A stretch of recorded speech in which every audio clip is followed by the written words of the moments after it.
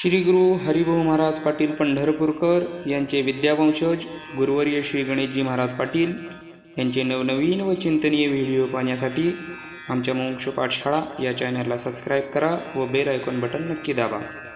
विठ्ठल श्री ज्ञानदेव तुकाराम पंढरनाथ भगवान की जय. मौर्य ज्ञानेश्वर महाराज की जय. जगद्गुरु तुकाराम महाराज की जय. विनायकं गुरुनं मी साखरेनां विश्रुतं वेशां चरण सानिध्यात् जीवामुक्ता भवन्ति. साखरेवंश विख्यातं ज्ञानदानपरायणं विनायकं गुरुवन्दे वन्दे मुक्तये. ज्ञानप्रतापसद्वचनामृतं च अद्वैतभावपठितायत बुद्धिरस्य ज्ञानेश्वरस्य भगवान् अवतीर्ण एवं श्रीरङ्गनाथं गुरुराज नमस्तुभ्यं. श्रीरङ्गनाथं गुरुराजवर्यं मोक्षज्ञानदानदानेकदक्षं प्रभावती क्षेत्रनिवासनन्दं नमामि वेदान्तविदं वरिष्ठं.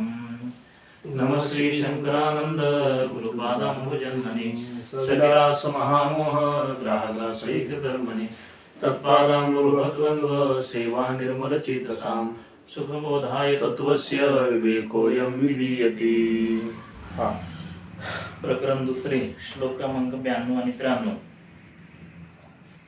तर वर काय सांगितलं की वन्नीहून म्हणजे जल हे कसं आहे, भिन्न आहे आणि जलाच्या ठिकाणी आलेली जी सर्व कारणाचे धर्म सांगितले आणि ते सर्व धर्मासहित ते जल कसं आहे, मिथ्या आहे असं चिंतन करावं. म्हणून सद्वस्तू नाही, फक्त एक सद्वस्तूचं सद्रूपत्व सोडलं तर बाकीचे सर्व धर्म कसे आहेत, मिथ्या आहे. म्हणून जलही मिथ्या आहे म्हणजे ते परमात्म्याहून ते वेगळं आहे असं काय करावं, चिंतन करावं असं सांगितलं.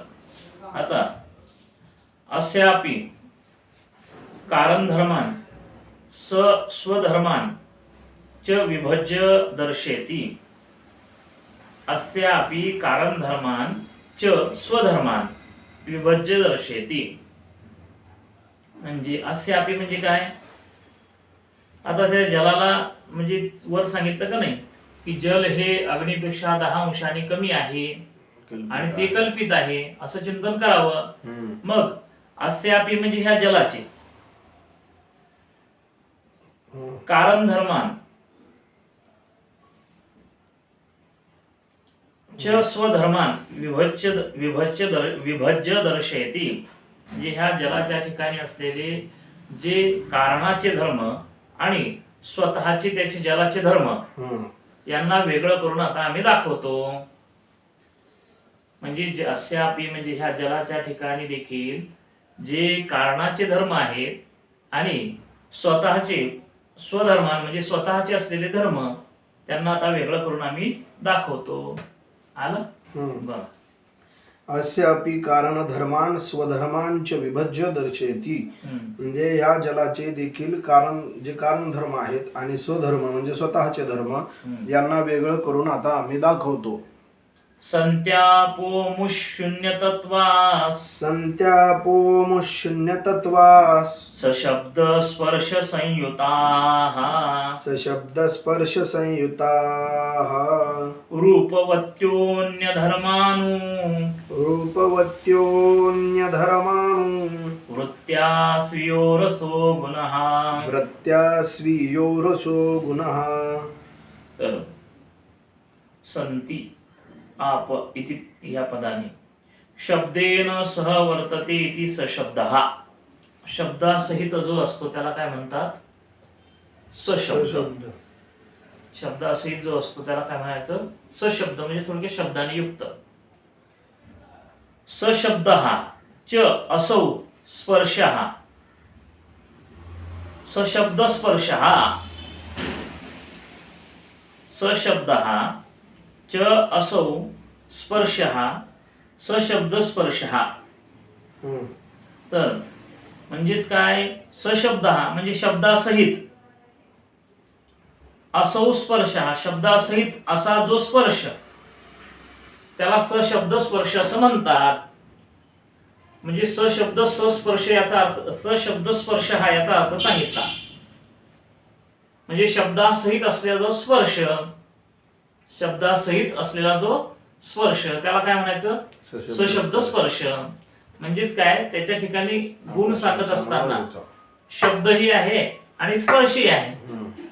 मग ते त्याच्यात समास करून सांगितला, कर्मधारय समास करून की सशब्द स्पर्श हा म्हणजे शब्दासहित असलेला जो स्पर्श त्याला काय म्हणतात, सशब्द स्पर्श. तेन युक्ता, त्या शब्दस्पर्शाने युक्त असा अर्थ आहे. इति अर्थ हा, अशा प्रकारचा अर्थ आहे. म्हणजे ते जल थोडक्यात सशब्द स्पर्श आहे. म्हणजेच काय, म्हणजे शब्दासहित आहे आणि स्पर्शासहित आहे थोडक्यात. म्हणजे शब्दवान आहे आणि स्पर्शवान आहे. शब्देन सह वर्तते ती सशब्द, शब्दासहित जो असतो त्याला काय म्हणता येतं, सशब्द. आणि सशब्दश्च स्पर्श, असौ स्पर्श हा सशब्द स्पर्श हा. शब्दासहित असा जो म्हणजे स्पर्श. शब्दासहित, सशब्द हा म्हणजे शब्दासहित, असो म्हणजे हा जो स्पर्श आहे त्याला काय म्हणतात, सशब्द स्पर्श असं म्हणतात. असा अर्थ आहे. आलं? बरं. शब्देन सह वर्तते इति सशब्दः, म्हणजे ते जे जल आहे ते शब्दासहित जो असतो. जल घ्यायचंच नाही, शब्दासहित जो असतो तो समास सोडवलाय. बर. शब्दासहित जो असतो तो सशब्द. सशब्दः च असौ स्पर्शः च सशब्द स्पर्शः, म्हणजे शब्दासहित असा जो स्पर्श तो सशब्द स्पर्श. तेन युक्ता इत्यर्थः, त्या सशब्द स्पर्शाने. ती आता इथं जल घ्यावं लागलं, ते जल युक्त आहे असा अर्थ आहे.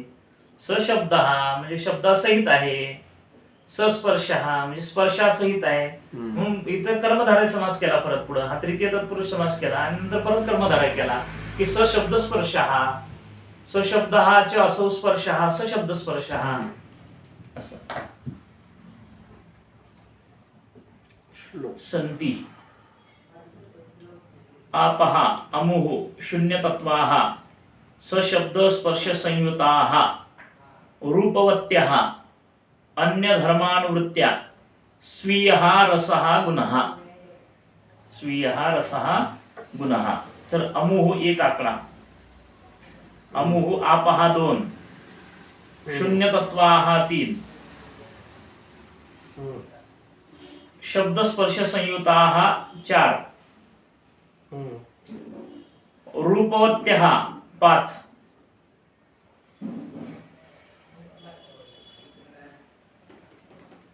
अन्य धर्मानुवृत्त्याः 6 आणि संती 7, स्वीयः रसः गुणः 8. अमुः आपहा, अमुः म्हणजे हे जल, आपहा म्हणजे जल. शून्यतत्वाः मिथ्या आहे. सशब्द स्पर्श संयुताः शब्द आणि स्पर्शाने युक्त आहे. रूपवत्याः रूपवान आहे. अन्य धर्मानुवृत्त्याः संती. रूपवान म्हणजे काय सांगितलं बघा, हे जल शून्यतत्व म्हणजे मिथ्या, सशब्द स्पर्श संयुताः म्हणजे सशब्द आहे, सस्पर्श आहे म्हणजे शब्द स्पर्शाने युक्त आहे, रूपवत्या म्हणजे रूपवान, अशा कारण धर्माने अन्य धर्मानुवृत्त्या अशा प्रकारच्या कारण धर्माने युक्त, अशा प्रकारच्या कारण धर्माने युक्त संती म्हणजे आहे. अशा प्रकारच्या कारण धर्माने ती काय आहे, युक्त आहे.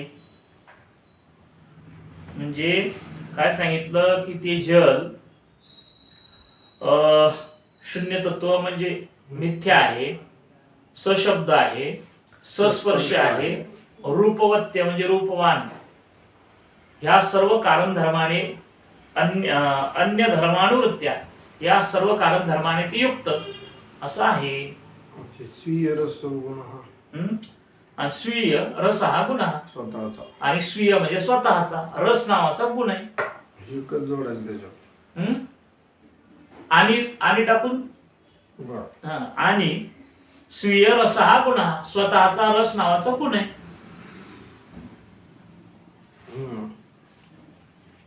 म्हणजे ते जल मिथ्या शब्द स्पर्शाने युक्त, रूपवान, ह्या सर्व अन्य धर्माने युक्त आहे आणि आणि स्वतःचा रस नावाचा गुण ते जलाच्या ठिकाणी आहे असं आलं. बरं. अमुहु संति अमोह अमुहु आपः. आपः शून्यतत्वाः सशब्दस्पर्शसंयुताः रूपवत्यः रूपवत्यः अन्यधर्मानुवृत्त्या सन्ति च स्वीयः रसः गुणः. म्हणजे हे जल शून्यतत्व म्हणजे मिथ्या आहे, सशब्द आहे, सस्पर्श आहे म्हणजे सशब्द स्पर्शाने युक्त आहे, रूपवान आहे, अशा प्रकारच्या कारणधर्माने म्हणजे अन्य धर्माने युक्त आहे आणि त्याचा जलाच्या ठिकाणी स्वतःचा रस हा गुण आहे. रस नावाचा गुण आहे. आलं. तर आता पुढच्या श्लोकात सांगतात की विवेक ध्यानाभ्याम अपाम मिथ्यात्व निश्चित्या अनंतरम भूमेः मिथ्यात्वं चिंतनीयम इति आह. विवेक ध्यानाभ्याम म्हणजे विवेकाच्या द्वारा. विवेक ध्यानाभ्याम म्हणजे काय? विवेकाच्या द्वारा अपाम मिथ्यात्व निश्चित्या म्हणजे जलाचं मिथ्यात्व निश्चित झाल्यानंतर विवेकाच्या द्वारा जलाचं मिथ्यात्व निश्चित झाल्यानंतर भूमेः मिथ्यात्वं चिंतनीयम भूमीचं मिथ्यात्व हे चिंतनीय आहे म्हणजे चिंतन करायला पाहिजे. इति आह.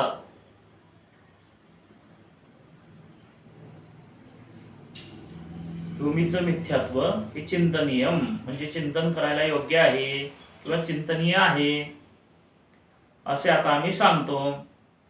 म्हणजे काय सांगितलं? विवेकाच्या द्वारा जलाचं मिथ्यात्व सिद्ध झालं का नाही? हो.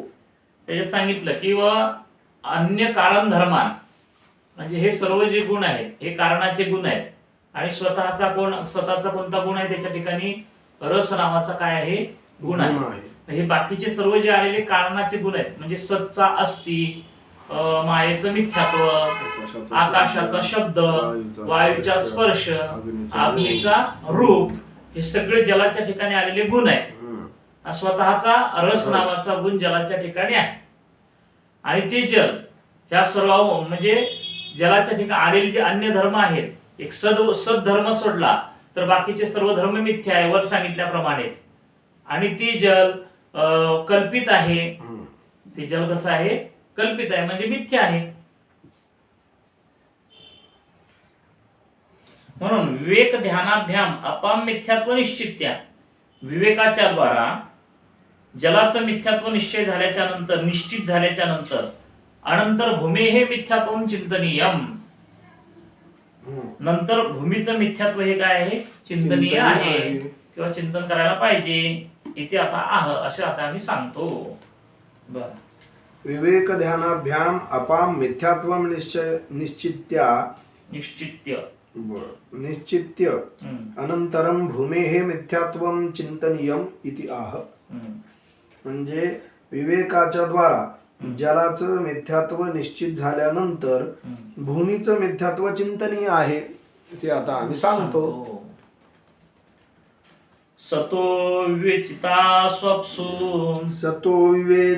स्वप्सु तन्मिथ्यात्वे च वासिते भूमिर्दशांशतो न्यूना कल्पिताप्स्विति चिन्तयेत् स्वति चिन्तयेत् कल्पिताप्स्वति चिन्तयेत्. तर स्वतः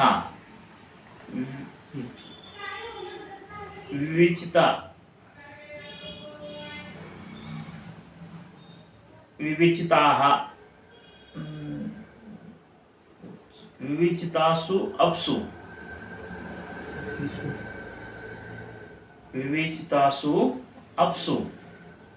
तत् मिथ्यात्वे च वासिते भूमिः दशांशतः न्यूना कल्पिता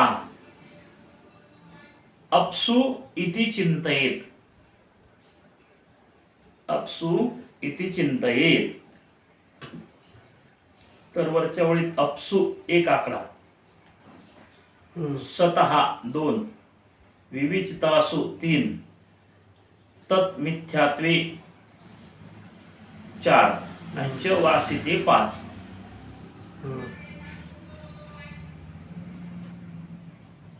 आणि खाली अपसु एक आकडा, दशांशतः 2, न्यूना 3, भूमी 4, कल्पिता चिंतयेत 6.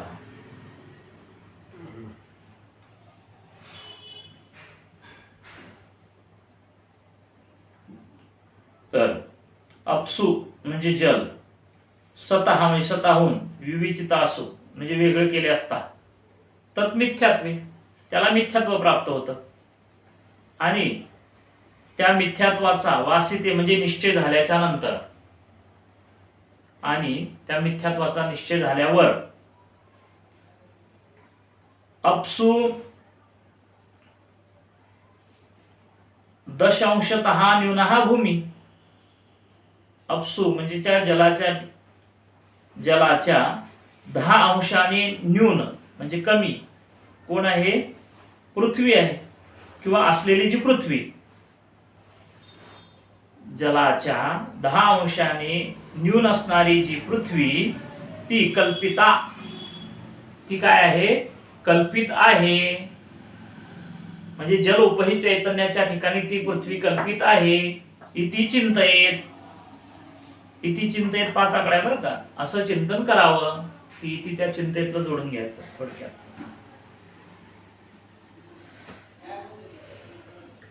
म्हणजे काय सांगितलं बघा, अपसु स्वतः विवेचिते म्हणजे जलाला सद्वस्तूहून वेगळं केलं असता तत् मिथ्यात्वे त्याला मिथ्यात्व प्राप्त होतं, आणि च वासिते आणि त्या मिथ्यात्वाचा निश्चय झाल्यानंतर झाल्यावर अपसु म्हणजे जल आहे, त्या जलाच्या दशांशतः न्यूनः भूमी जे मिथ्या असणारं जे जल, त्या जलाच्या 10 अंशाने न्यून हे काय आहे? पृथ्वी आहे.